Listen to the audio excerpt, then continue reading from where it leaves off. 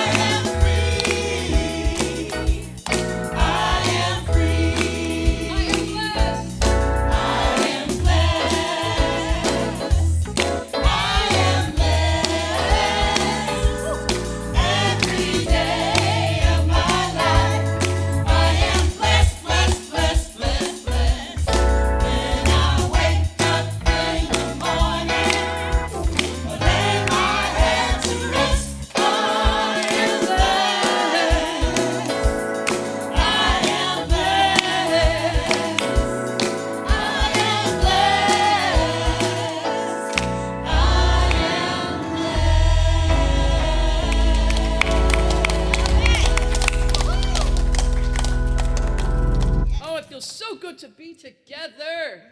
Yes. I told this Easter choir, I said, we got Easter in May and June. We'll see. But don't they look great? Don't they sound amazing? Yes.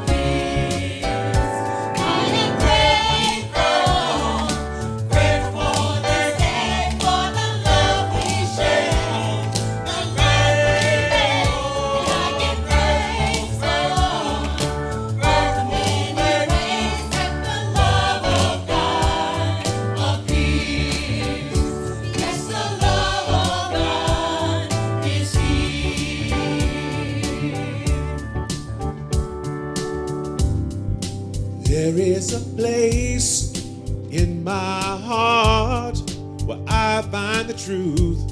I find me in you, a truth beyond which you may see now. When we are one, we bring more good about. No matter who or what you call yourself or where you come from, yes, there is a place in this world with open arms right now. Welcome to love, welcome to peace, welcome to our community.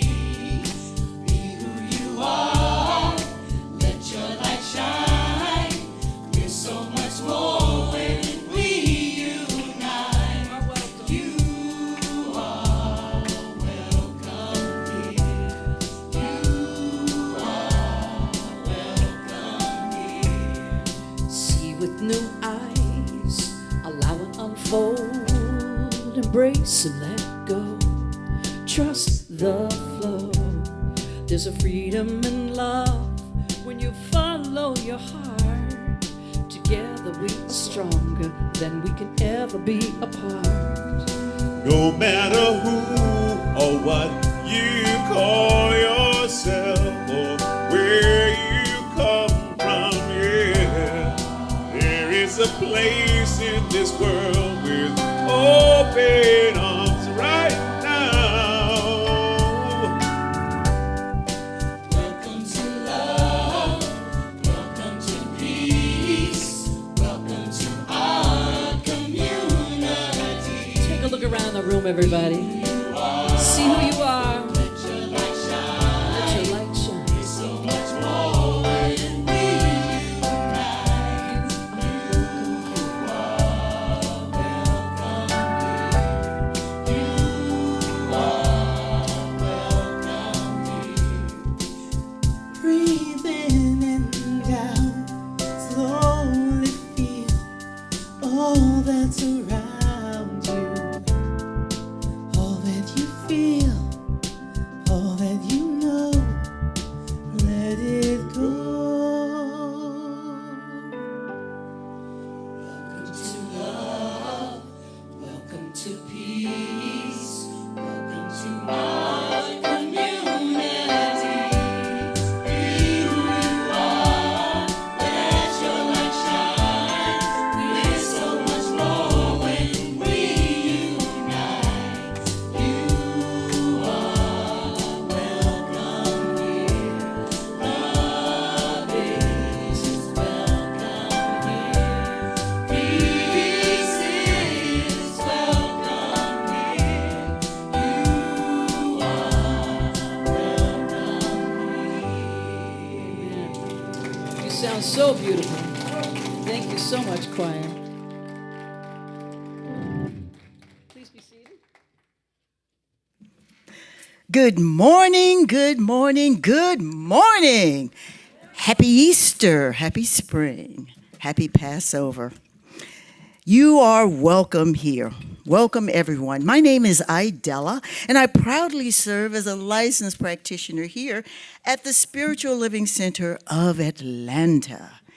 We are a center that educates and engages the seeker on their spiritual path. As a member of the global movement, Centers for Spiritual Living, our mission is to provide spiritual tools for personal and global transformation. Our purpose is to awaken humanity to its spiritual magnificence. And our vision is a world that works for everyone. Whether this is your first time or you're watching from home, or you are members, the Spiritual Living Center of Atlanta is where you belong. We're grateful for your presence this morning. Thank you.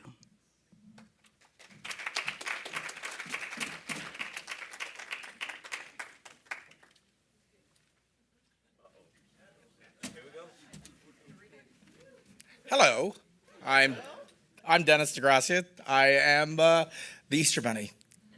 Anyway, we are going to have an Easter bonnet. Well, it was supposed to be a parade, but it looks like we have a parade of one. So, But he has a scepter, so we have to see the entire thing. come on up.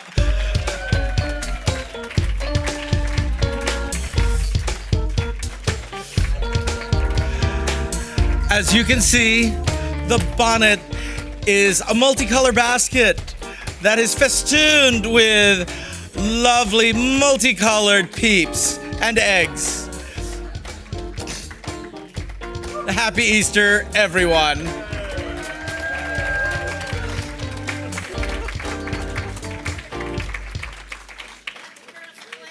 It is first place. Absolutely. Oh, that is fantastic. Yes, it is first place. There is a scripture that says the first shall be last and the last shall be first. So embodying that today. All right. Good morning, everyone. It's a great day to be together, yes? Take a moment, take out your phone and text somebody. Tell them you're here. They got time to get here or to tune in online. For those of us watching on Facebook and YouTube, we're grateful that you're joining us this morning. Happy Easter Sunday, wherever you are. Please make sure to like and share this page with your friends online. Today we are talking about that intersectionality of power that resides within us. It is celebrated through Passover, through Ramadan, through Easter, through renewal and spring. All of those things come together in this holy season for ourselves. And so our affirmation today is, there is a power in the universe greater than I am, and I can use it. I use it to reveal greater truth. I use it to release old patterns, and I use it to rise into a new dawn. Let's say that together. It's supposed to be up there on the screen. You're not going to be able to say it together unless it's up there. There it is. Let's take a breath. There is a power in the universe greater than I am, and I can use it. I use it to reveal greater truth. I use it to release old patterns. I use it to rise up into a new dawn, and so it is. Good morning, good morning. Let's have a great day together. Connect, grow, serve, and give. Living life where you belong. Connect, grow, serve, and give. Loving everyone. You belong.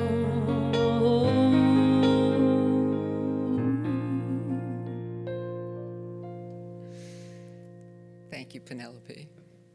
Hello, I'm Mally Lapete, and I serve on the creative arts team here at SLCA.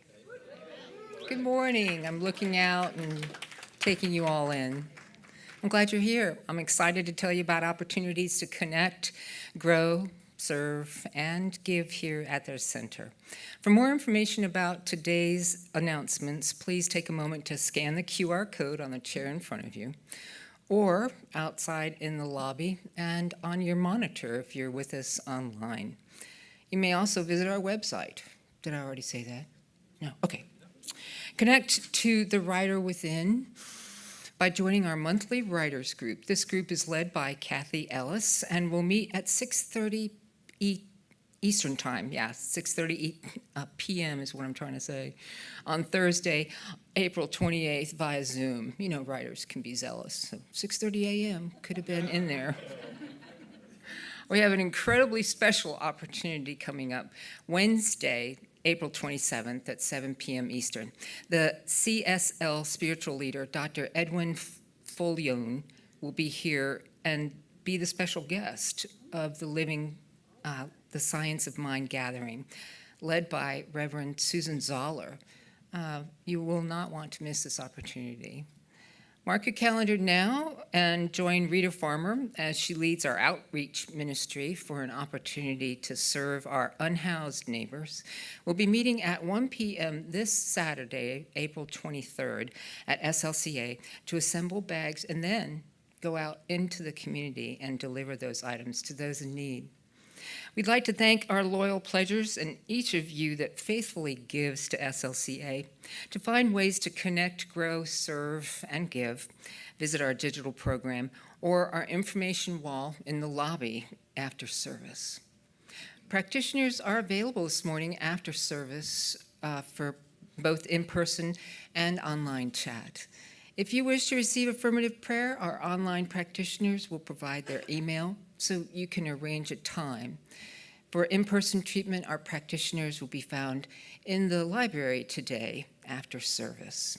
Thank you so much for joining us. Take care.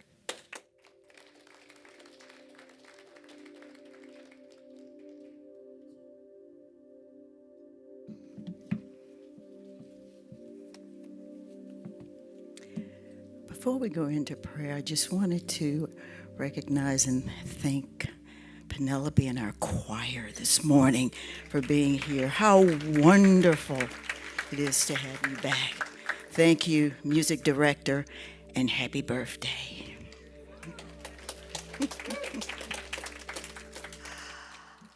I invite you to join me in being affirmative prayer with me. So if you would sit tall in your seats and just relax and remove any and all from your laps and just taking a few deep breaths.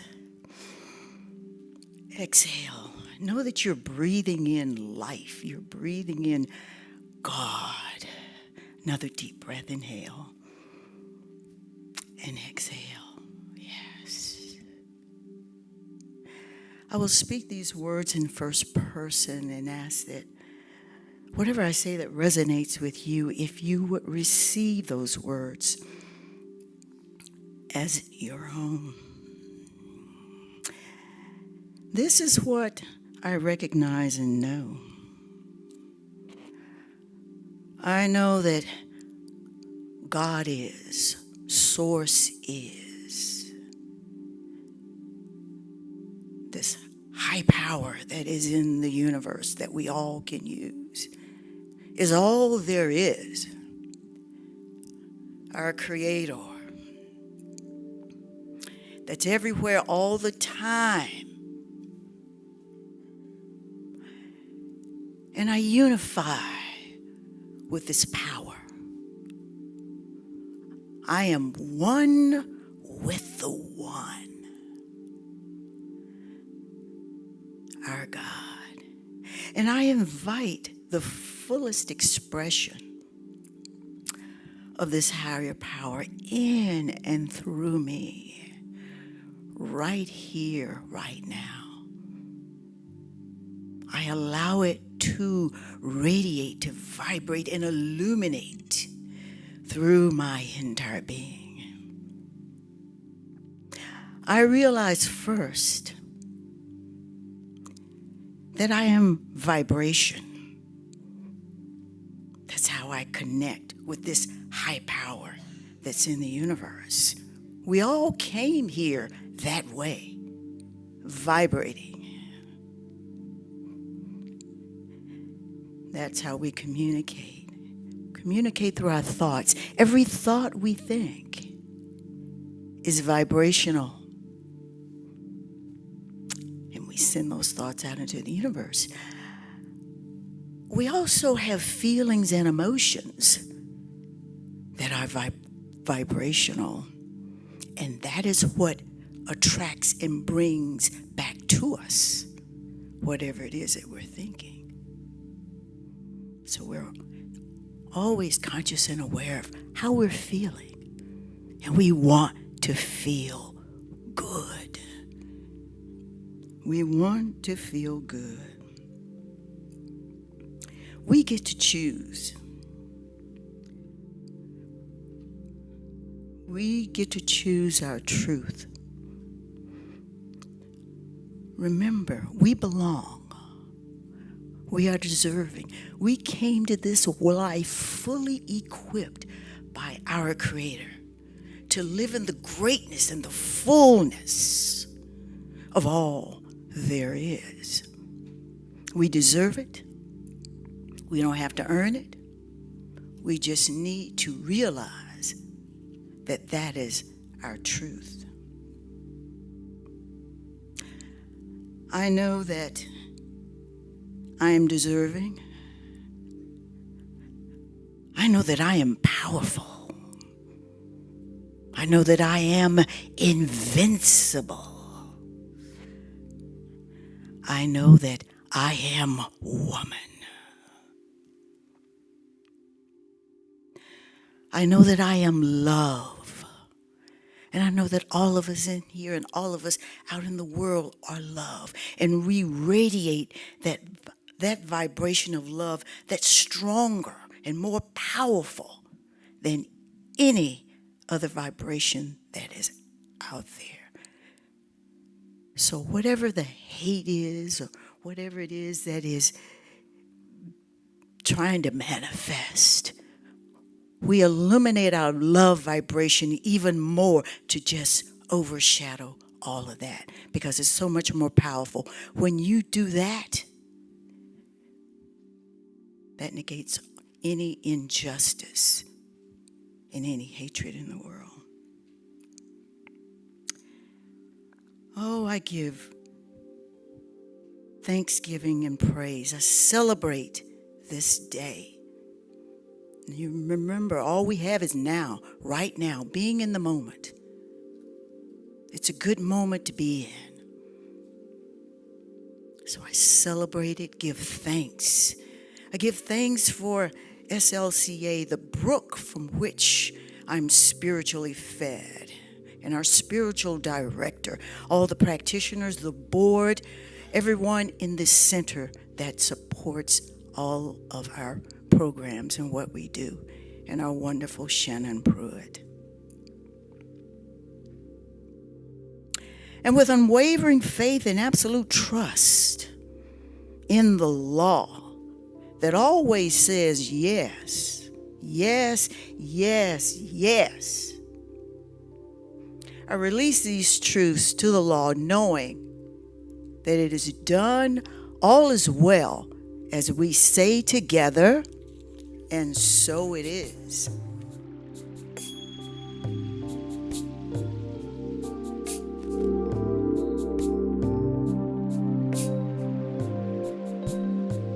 With every prayer, I breathe the heart of God. I breathe the love of God through me.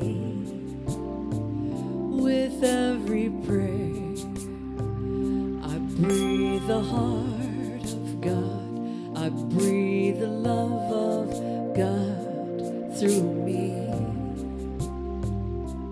As I open and allow, I know right here and now, I create a world where wonders never cease. With every prayer, I breathe the heart of God. I breathe the love of God through me.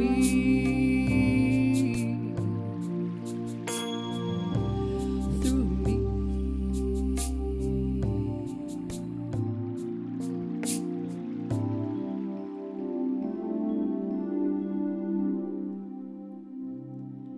It's been 2 years, family, since we've had Easter together, did you?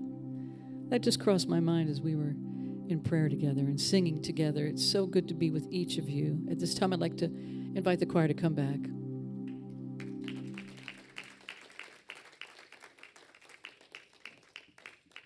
got some praising to do. We got some worship and we got some singing.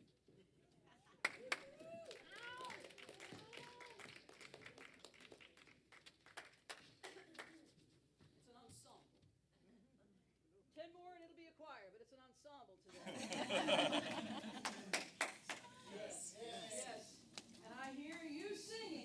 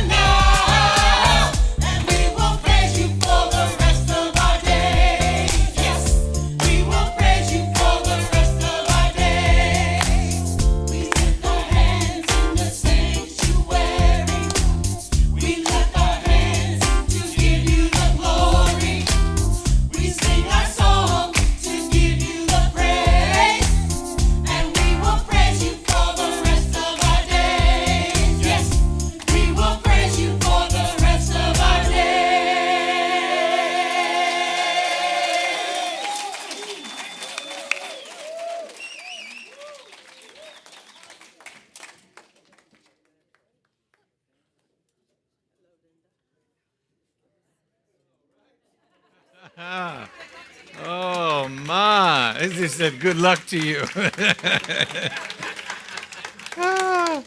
It said follow that. Good luck, Rev. Wow. Give it up for the choir again. Wow. Wonderful. So good. So good to have them back. So good to have you all back. Good morning. Good morning. I'm telling you, I could sit down and just the first 3 songs, if you were late, they did 3 songs in the beginning, everything, the whole set. Absolutely wonderful. Wow. Take a breath. As we enter into this sacred time again, community, connection. I said last week that we were looking at the intersection. It only happens about every, I think they say 30 to 35 years, 33 years, I think, that the calendars sync such that Passover, Easter, Palm Sunday, or Holy Week, Passover, and Ramadan all intersect, right? And we're in that space right now. So, which simply means that there's a heightened awareness and consciousness in the planet of people engaging in self-examination, lifting up of their consciousness, purifying, letting go, releasing, and ultimately seeking a better way of being in the world. So it's a perfect time for us to do the same in our own ways this morning. Amen? So we're talking about creativity this month, and last week I talked about this idea that, last week was part 1, by the way, if you missed it. Welcome back, for those of you who are here. You can go back and watch Palm Sunday message online on YouTube or on Facebook. And I planted the seed of this idea that during these heightened creative times of religious calendars and sacred moments, and we're looking at all of these stories that we're surrounded by, I do a particular practice in terms of my studying and interpretation to bring things to you and to draw them out. And it's to use the lens of what I call the universal and the particular. It means that simply that sometimes we look at the universal application of things, the universal principle, the universal idea, the archetypes that are present in the story, and through the examination of the universal, we can gain insight into our own particular part in it. And the reverse is also true, that sometimes we leave the universal aside for a moment and we give ourselves permission to engage in the particular, in the nuanced, the things that seem unique, right? And in the Judeo-Christian tradition, Christmas and Easter are those heightened times because we have a story that seems, watch it now, seems very particular, right? Seems very unique, or at least the presentation of it is that this is this unique story, and there are these particularities to it. And so sometimes through examining the particularities and really allowing ourselves to put all of that on and try it on and get into the story, be the character, invite ourselves to see what's happening there, it is through the examination of the particularity that we gain access to the universal. And so it works both ways, and you can kind of flip it back and forth, like kind of like being at the eye doctor's, like, is it better now or now? 1 or 2, right? Anybody else have that, or that stresses you out? After a while, about the 3rd or 4th time, I'm like, I'm not sure. Just fix it. I just want to read the scores on the TV. Maybe that's just me, right? So Easter is one of those special moments where we can really highlight this principle, this idea of the examining. That's what I'm going to do today. We started a little bit last week, right? Because we have this story that on the surface looks like it's about the particular. It looks like it's about this walk that Jesus takes from Holy Week, from Palm Sunday, all the way through the trial, the crucifixion, the resurrection, and all of these seemingly unique features, right? But it turns out that it's actually much more about the universal. It's actually much more about the Christ presence that is within each one of us. And it's simply a story that is masquerading as the particular. It's a universal story. A personal or a particular story would never last this long, right? You have personal stories. Your friends have personal stories. Your parents had personal stories. Your mentors and teachers had personal stories. We tend not to, and even if we do, write books about or tell stories about somebody's personal story and have it last hundreds, thousands of years. Unless it has elements of it inside of it that are universal. Everybody can pick up the book and relate to that story because there's something universal happening. So here's another way of looking at this idea that I kind of planted last week. It's Paul Tillich, one of my favorite Protestant theologians. He says, Revelation is God's attempt to reach, he said in original writing, in original interpretation, man, but bless his heart. Right? He didn't realize that didn't really mean everybody. So I translated humanity there. Revelation is God's attempt to reach humanity. And then he says religion is humanity's attempt to reach God. Right? So this is universal and particular here. Now, some of you know that I'm a visual thinker. Right? Picture's worth 1,000 words. So if this quote was an image, it would look like this. Let's break this down for a minute. You didn't know you were coming to class today, did you? It's all right. This is just a setup. Prepare us for today. So the circle, first of all, first thing is the circle, right? Now we're looking at this seemingly binary or hierarchical experience, God and humanity, but don't get caught up in that. One's not higher than the other. It's in a circle. It's all connected. It's all one. It's all one thing, okay? But sometimes it's helpful, just like the science of mind symbol in the Science of Mind text by Ernest Holmes. We have these divisions of the Trinity, of the three aspects of God, but it's all one. The first aspect is understanding it's in a circle, which is a symbol of oneness, no beginning, no end. However, it's helpful to kind of deviate, or not deviate, but divide and look through this lens. So God at the top, so to speak, and humanity at the bottom. Paul Tillich's quote is, Revelation is God's attempt to reach humanity. Religion is humanity's attempt to reach God. Right? You got it? Picture's worth 1,000 words, isn't it? You never forget that quote now.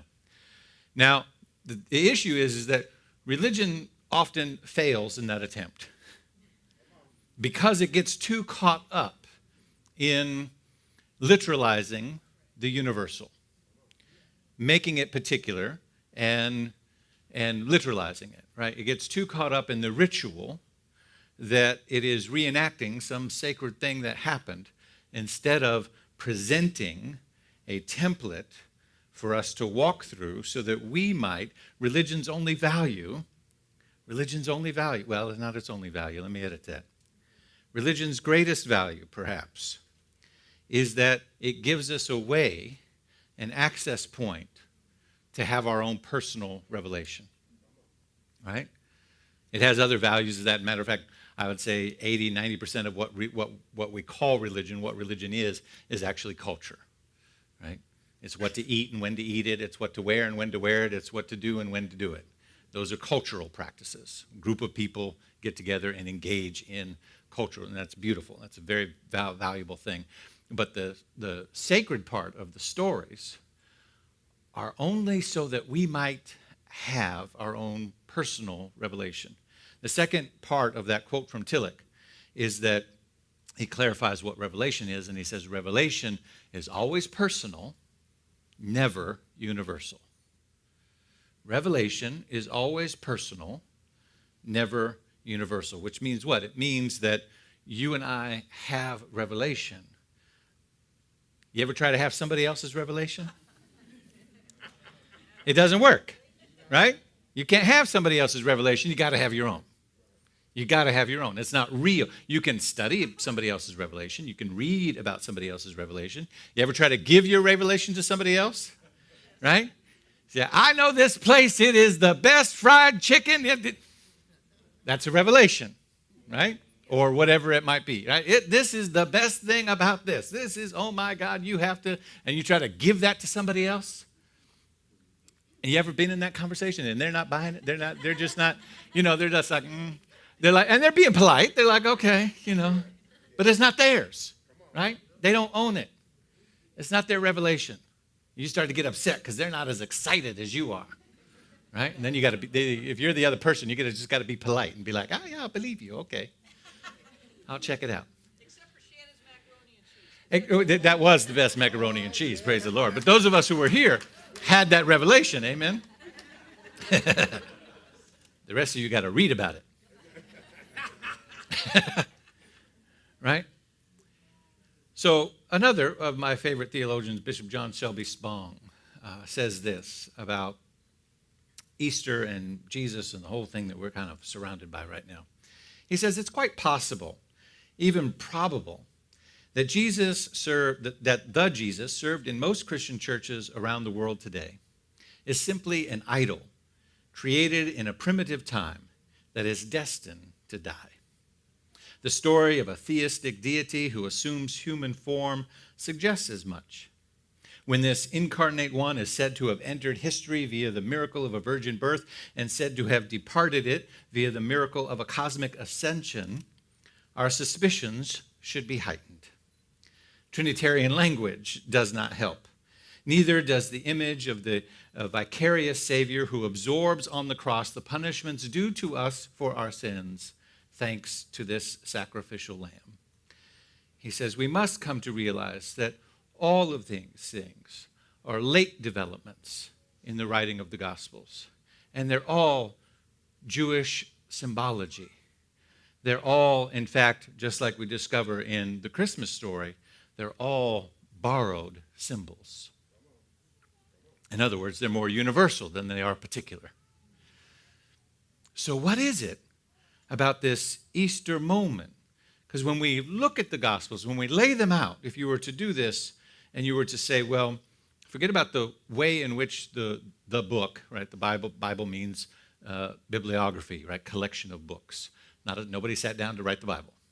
A collection of books that got put together, and they got put together in a particular way at a particular time for a particular purpose, right? And they're not in sequential order. They had to put them in a particular order to make the narrative of the story flow in a particular way so that the reader would get the journey and the arc of the character. But if we read them in chronological order in the New Testament, we would read Mark first, right? And which is the earliest is about 70 AD or so. And Mark says nothing about the resurrection of Jesus. The earliest gospel writer in the New Testament, Mark doesn't mention it at all. According to Mark, it doesn't happen. It's not until another 20 years later after that Matthew and Luke say, well, let's examine that again. Right? So what we have is that the Easter story appears to grow rather dramatically over the years. Something happens after the crucifixion of Jesus. It wasn't 3 days. That's a symbol, right? Something happened that convinced the disciples that Jesus shared this eternal life of God and thus was available to them in the living presence. This experience was so profound. Right? It was so profound that the disciples who at his arrest had fled in fear were now reconstituted and empowered even to die for the truth of the revelation that occurred to them. This experience had the power to force Jewish disciples to redefine the God of the Jews so that Jesus could be seen as part of who God is. And finally, this experience was so profound that it ultimately created the first day of the week. Right, the feast day, Sunday, a new holiday, quite different from the Sabbath, to enable Christians to mark this transformative moment. And we are still gathering here now. Right? Spong says, when this biblical data is assembled and examined closely, two things become clear. First, something of enormous power gripped the disciples following the crucifixion that transformed their lives. Second, it was some 50 years before that transforming experience was interpreted as the resurrection of 3 days dead of Jesus to the life of the world. Our conversation about the meaning of Easter must begin where these two realities meet. Right? Spong goes on to say, the tragedy of Christian history is that we have so often assumed that ecstatic language is literally true, and that the experience of God can be bound by human words. Right? That ecstatic language. So something happened. Did it happen 3 days? Did it happen a week later? We don't know. What we do know is that they fled. What we do know is that that Jesus actually failed, can I say this? Failed the messianic test. Right? Because the Messiahs were supposed to return, that was the expectation, and fix everything. 3 days came, 3 days went. The Romans are still in power. The Pharisees are still doing their corrupt thing. Nothing's changed. In fact, things get a lot worse for Christians for decades to come. He failed in their expectation. But somewhere in there where we're not quite sure where, a personal revelation began to break through. A personal insight that said, wait a second, this thing he was talking about, this transformative power, this energy that has the power to heal, this energy that has the power to overcome, this eternal life that we're connected to, all of those things that he was saying, something about that still resonates in me. I can feel something happening in me. This isn't dead yet. He's not dead yet, right? The invitation that Jesus offers is not about entering into the narrative that the church crafted. It's about seeing what the writers experienced in consciousness. It's about seeing what the writers experienced in consciousness. They had an Easter moment, we don't know when or where, but it happened in consciousness. And they needed to find a way to write about it in a compelling way with ecstatic language, right? Language that would captivate the imagination, that would grip people, that would use the symbols that everyone reading it would understand, right? If they came from that world at that time. Are you with me so far? But as we understand the invitation, this path less traveled into Christ's consciousness, the invitation is to see and to feel with the mind of Christ's consciousness. The Easter experience in the New Testament, Spong goes on to say, contrary to what we have traditionally been taught over the years, is not about bodies walking out of graves. It's far more profound than that. It's about God being seen in human life. He goes on to say, by God, I do not mean a supernatural, invasive God who violates the laws of nature in order to enter time and space. I mean a transcendent dimension of life into which we can all enter, an experience in which life is expanded, love is unlimited, and our being is enhanced. I mean a love God whose presence is so powerful and calls us into our essential oneness, our universal consciousness, our interconnectedness. We are part of who and what God is. God is a noun. He says, God is not a noun that we are compelled to define. God is a verb that we are invited to live. That's the Easter moment right there. The moment the disciples realized that this man, this teacher, this rabbi, this person we walked with, lived with the presence, and for him, for God was not a noun to be defined, it was a verb to be lived, and he lived it. And suddenly, at some moment in time, that snapped in their consciousness, and they said, I feel it. I'm living it now. Revelation is personal, not universal. And so they went about writing stories. They went about grabbing all the symbols and the things that they could around them to try to use ecstatic language that would explain this. That became religion. It's humanity's attempt to reach God. It's humanity's way of saying, let me tell you about this revelation. And let me see if I can give it to you in a way that if you walked it, you might have your own revelation as well. Right? So the invitation as Science of Mind people cannot and should not be focused on individual salvation. It is rather to see and know the power of God for ourselves. The journey is a complete transformation of consciousness from me to we, right? Into the higher order of what's possible when I understand who and what I am. And the implication that has for the world that we are to create. Because keep in mind, Jesus really didn't focus much on this whole notion of individual salvation. His message was a social one. His message was about what we could do together, the world that we could create, that the lowly caste would be lifted up, that power would be better distributed, that the outcast would be brought in, that the circle would be widened, that the table would be set with an extra chair. His message was constantly about social transformation, right? And so while, as Tillich says, that before I get to that, let me say, you see, there's really nothing when we examine it closely. There's nothing individualistic about the Easter awakening, except the revelation part. Revelation is personal. But what you waken up to is the awareness of what God is and the way in which Jesus walked with that awareness, which was always about social transformation. Right? It was always about social transformation. So though revelation is personal, it's not private. Come on, talk to me, somebody. Y'all missed that. That's all right. I wrote it down for you. Revelation is personal, but it's not private. The revelation has to occur for you in your own time, in your own way, in your own space, when you're ready.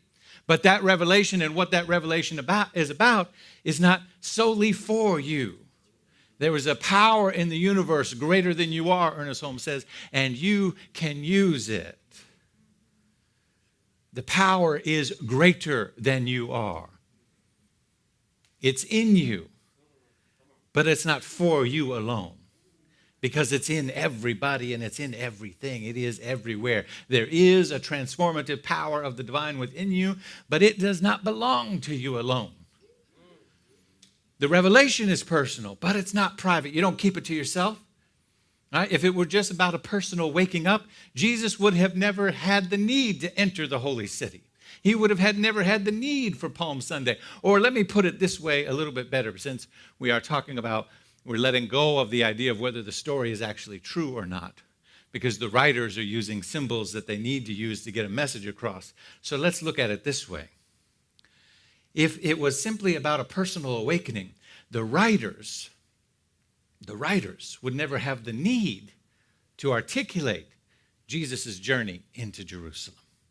They would never have the need to talk about Palm Sunday, about riding on a donkey, about palm branches being laid down, about all of those things. Forget whether it happened or not. The writers would have never had the conviction to say, I need a symbol here that is going to awake people up to what's. See, they would have just said, Jesus got so enlightened and the pressure was on him and the Pharisees and the Romans were after him, but he just decided to sit and meditate and mind his own consciousness. And he did such a good job of forgetting about the conditions of the world and minding his own consciousness that he just whoop up into another dimension. And off he went. And they came looking for him. And he wasn't there. And they said, well, he must have gotten enlightened. He's not here. You see, they would have skipped all of that stuff if it was just about the personal awakening. But because it's not private, it's about something collective. What we wake up to is the power that's within us and how that power connects to all of us. He would have never made himself vulnerable to persecution. He would have never entered the holy city on Palm Sunday. He would have never made a spectacle of the Pharisees or the Roman authorities. Jesus understood what he said yes to. He said yes to his personal transformation. He didn't say yes to his crucifixion. That was something that the state did. He said yes to his personal transformation. He said yes to awakening humanity. His choices made him vulnerable, and the state made him an example. You see, the crucifixion wasn't about him all this nonsense about absorbing all the sins of the world on our greater behalf. Let's be clear about it. Let's be clear about what crucifixion is. Crucifixion was the most public and humiliating and gruesome way to die. It was state-sponsored torture. It was the ultimate tool of oppression. James Cone, the great Black liberation theologian, says crucifixion was the Roman form of a public service announcement. Do not engage in sedition, as this person has, or your fate will be similar.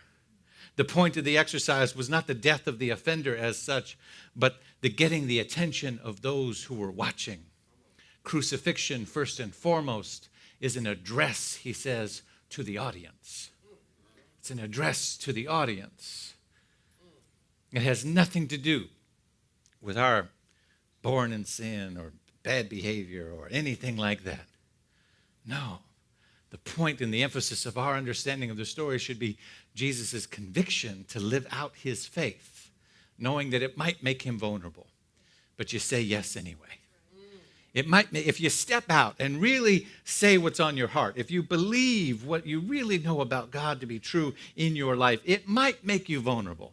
Others might think some things about you. It might expose you in a way that you don't want to be exposed. It might even get you in some trouble in some places, right?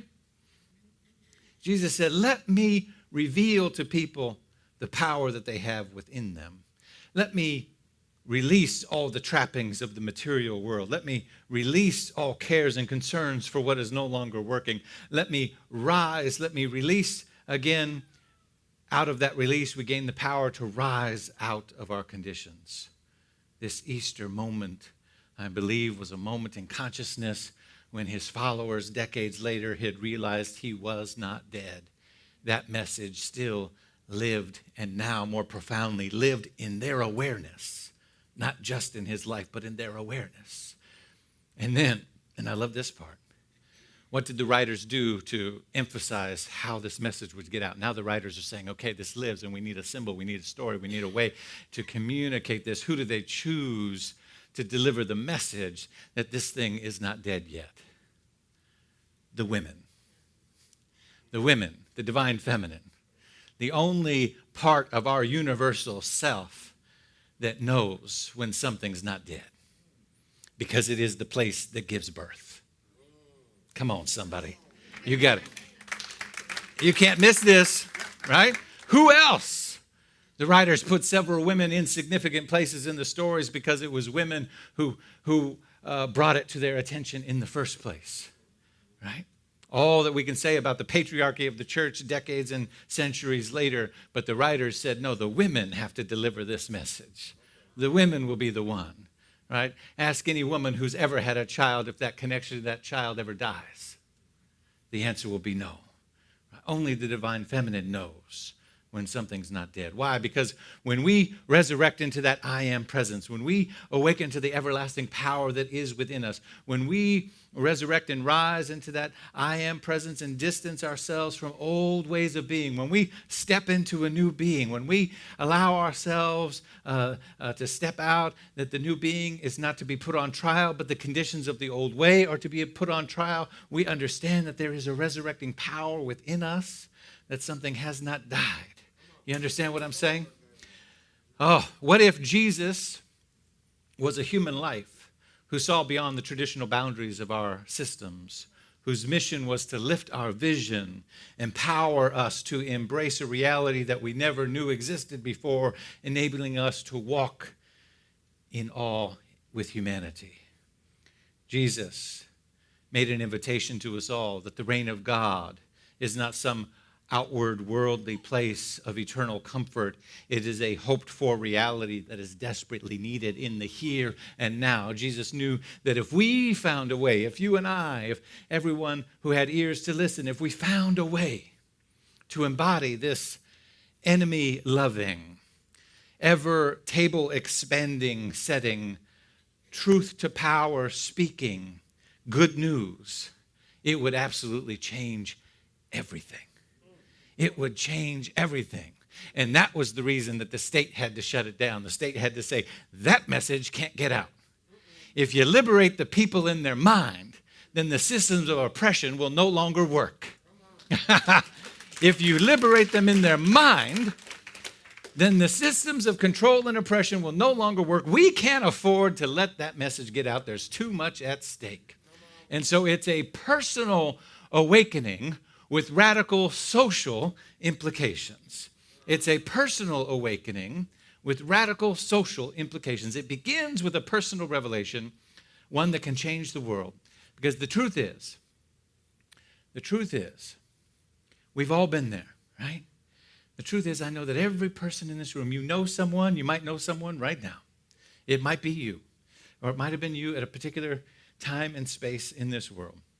The truth is, we've all been there where we have all faced challenges of our own trial, our own persecutions. We've all felt moments where we felt like life or the system or whatever beat us down and that we would never recover. That some of you thought you would never recover financially. You thought you'd never make it back. You thought you'd never recover spiritually. You thought you'd never recover physically.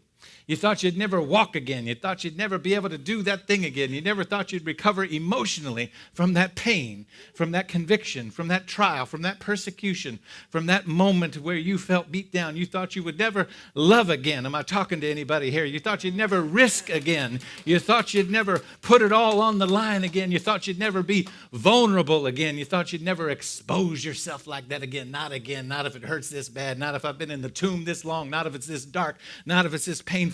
No, I'm not going to do that again, but I'm here to tell you today that you can walk right out of that tomb. You can find something inside of you that says, this is not dead yet. It'll come from the divine feminine, that which birthed you into this world. And if you doubt me, then call your mama. She'll tell you straight out, honey, you're not dead yet. That which brought you into this world will lift you up again. Because that love is eternal. You can walk right out of that tomb of despair. Some of you may not be there yet. Some of you might still be on the cross. Suffering, complaining that the world won't meet your demands. Oh, I'm so thirsty.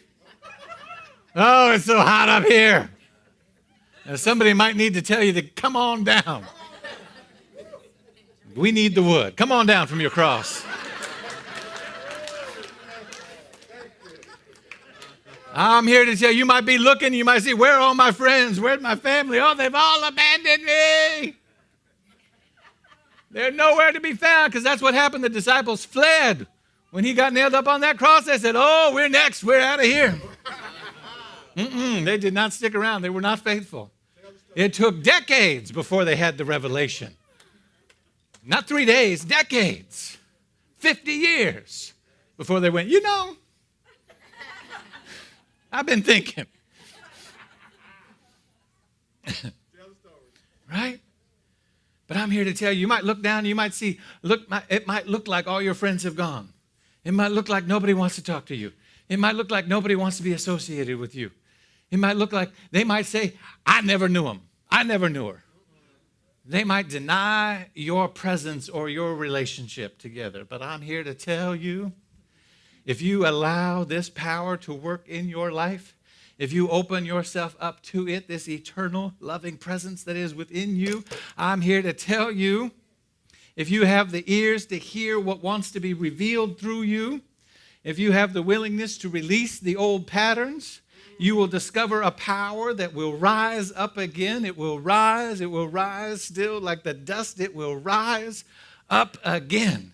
If you have the power, the fortitude, the courage, the conviction to reveal what Spirit wants to reveal in your life, to release all of the old patterns and give yourself permission to get up again. It might be dark. It might be a tomb. It might look like it's been 3 days or 30 years. But I'm here to tell you that power can rise again. Because if I discover that I am bigger than my circumstances, then the system that contributed to my circumstances have no power. That's the liberating moment of Easter. If I discover that I'm bigger than my circumstances, there's something within me. Oh, this thing might be happening. I might feel lonely. I might feel depressed. I might feel like I'll never love again. I might feel like I never succeed. I might feel like this will never happen again. Oh, I might be down and out for the count. But if I'm willing to discover something within inside of me that is bigger than all of that, then what happens is all of the circumstances and conditions of the world become powerless against you. You walk right into that world. You show up to that circle of friends.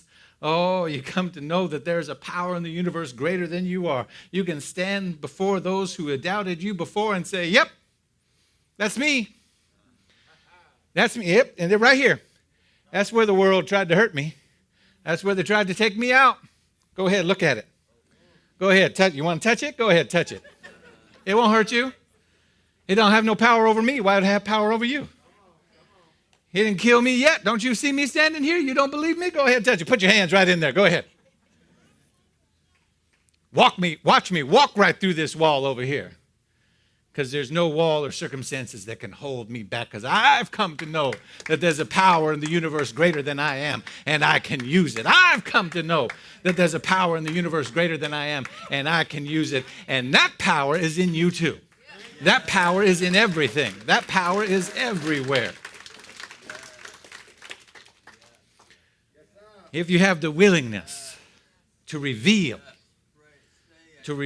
what wants to come through you, to simply have the ears to listen. What wants to come through me? There's always something that wants to be revealed through you because you are a portal through which the divine is working. That's what brought you into this world in the beginning. God wanted to reveal itself as you. God wanted to reveal itself as unconditional love. God wanted to reveal itself with a particular set of personality and characteristics and all of these things that make you the unique because you have never existed before. The eternal said, I am eternal and I'm not done expressing yet. I got one more in me. There you came. I got one more in me. There you came. I got one more expression that has never existed before. There's always something that wants to be revealed in you. Are you willing to hear it?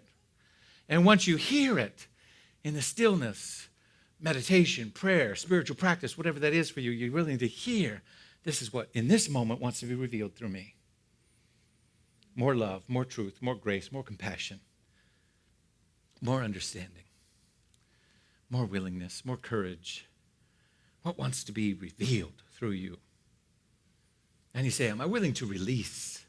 Am I willing to release and let go? Am I willing to so boldly stand on what wants to be revealed through me that I'm willing to let go of all the old ways, all the old patterns? Oh, people might say I'm crazy. People might say I'm out of my mind. People might persecute me. People might put me on trial for these convictions that I have, but I'm willing to stand in that anyway because the system wants to keep me oppressed, but I know that there's something inside of me that wants to reveal itself. Am I willing to release everything from the past? And if so, then I'll discover that power to rise again. Release, reveal, rise. Repeat as necessary. Daily, weekly, monthly, yearly, whatever it takes. Ernest Holmes says, today the horizon is clear. The voyage starts anew. We are reborn. True resurrection is not only from this life to the next, but it takes place daily, hourly, as we shed limiting concepts of life and come into the vineyard to gather the fruits of the Spirit hanging rich from the vines of God. A person may be reborn, remade, renewed in mind and in body. And just through taking a little time to get acquainted with your better self, just through coming to recognize the invisible and almost unknown guest who accompanies everyone through life, the spiritual presence within. He goes on to say, we should resurrect ourselves to the joy and the simplicity and the spontaneity of life and leave the corpse of our dead yesterdays in the tomb of their own obscurity. We should live more abundantly in God this day. And when we come out of the tomb of ignorance and disbelief, how glorious shall be the new dawn. When we come out of the tomb of ignorance and disbelief, how glorious will be the new dawn. Oh, there is a power in the universe greater than I am, and I can use it. I use it to reveal greater truth. I use it to release old patterns. And I use it to rise up into a new dawn. Take a breath. Let's affirm together. There is a power in the universe greater than I am, and I can use it. I use it to reveal greater truth. I use it to release old patterns. I use it to rise up into a new dawn. And so it is. So it is. Happy Easter. Peace and blessings.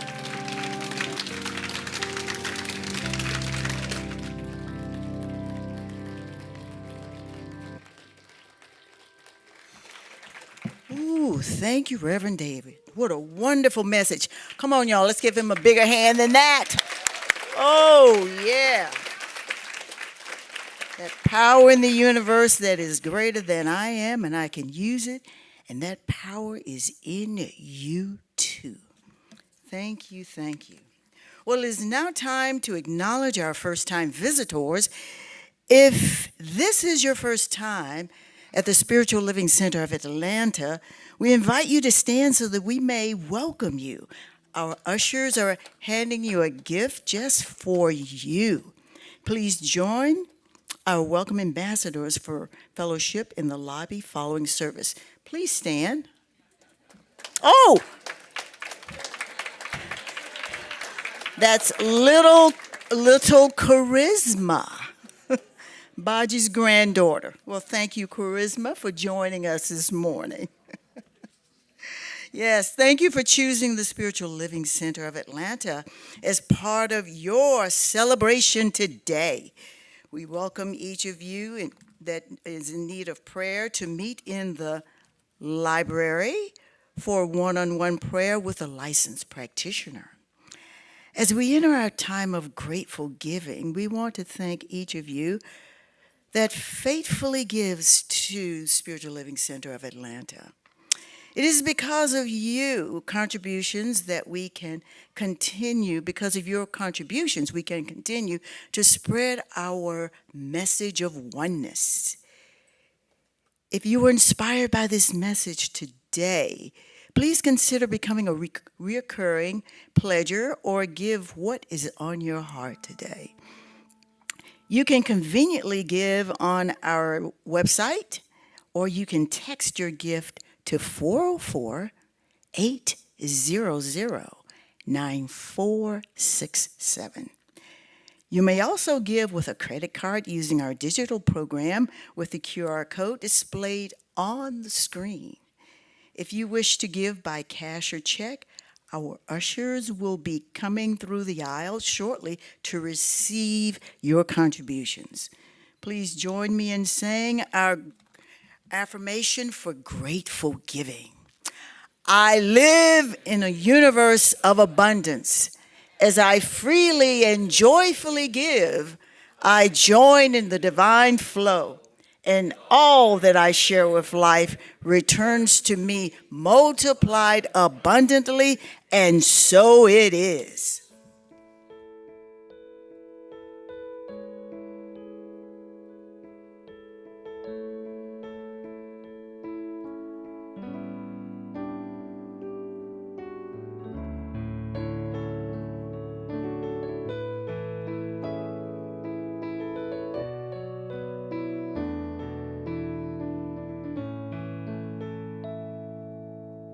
We have special guests to come forward. Our youth program is here this morning.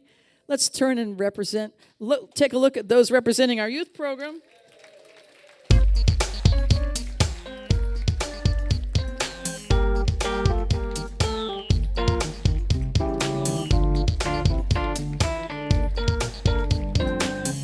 Can you come back around? I want to see that one more time. I had my head in the music.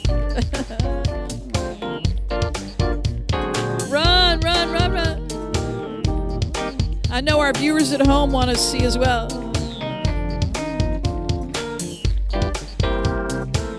Can you just stop right here? Take a pause right there. Face that camera. Let everybody at home see you.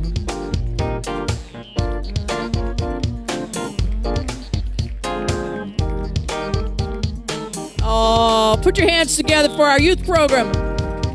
Thank you, Reverend Jean. Yes, yes. Come on, choir. Come on, choir.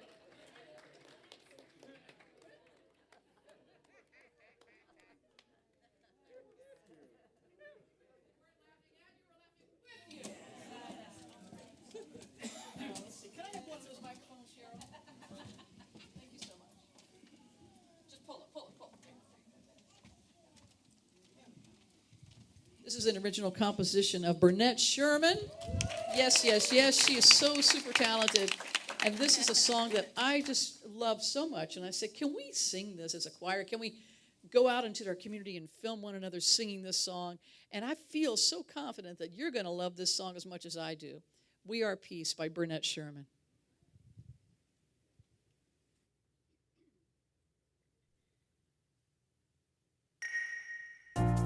I may not believe as you believe, but that doesn't mean either of us is wrong. Like there's 1,000+ universities, yeah. This universe is big enough for us all. And I know love is big enough for the world. And I know love is strong enough to handle all of us. And I know love is in everything we see. And love is all around and big enough for you and for me. Let's walk in peace. Let's talk in peace. Let's love and heal the world. Sing on. Let's walk in peace. Let's talk in peace. Let's love and heal the world. Do you believe in love for all sisters and brothers? Do you believe in peace? Then let's help one another. If you are seeking truth, we're all on the same path. This universe is big enough for us all. Yeah, this universe is big enough for it all. Come on now. Let's walk in peace. Let's talk in peace. Let's love and heal the world. Let's walk in peace. Let's talk in peace. Let's love and heal the world. Do you believe in love? We're all sisters and brothers. Do you believe in peace? Then let's help one another. See, it doesn't matter where you may have come from. See, it doesn't matter, no, 'cause the place might change, but love is always the same. Yesterday, today, and always, because love is love, even in a different language. Let's walk in peace. Let's talk in peace. Let's love and heal the world. Let's walk in peace. Let's talk in peace. Let's love and heal the world. Let's love. I may not believe as you believe. But at the end of the day, it doesn't matter. See, it doesn't matter where you may have come from. See, it doesn't matter, no, where you may have come from. Talk in peace. Let's talk in peace. Let's love and heal the world. Let's walk in peace. Let's talk in peace. Let's love and heal the world. Let's love and heal. Let's love. Oh, let's heal the world.